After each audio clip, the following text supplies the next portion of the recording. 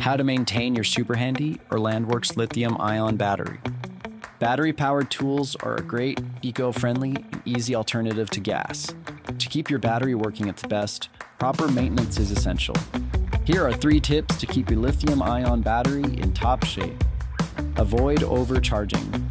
Overcharging is the #1 reason for reducing battery life. Depending on the battery level, it should take no more than 4 hours to charge. Overcharging can lead to overheating and permanently damaging your battery. To avoid this, set a timer or use an outlet timer to prevent leaving it plugged in too long. Depending on your model, your unit may come with a sliding dock charger or a DC barrel connector charger. The power brick light indicates charging status. Dim green equals not charging, red equals charging. Avoid full discharge. Try not to let your battery fully deplete. Batteries last longer when kept between 20 and 80% charge.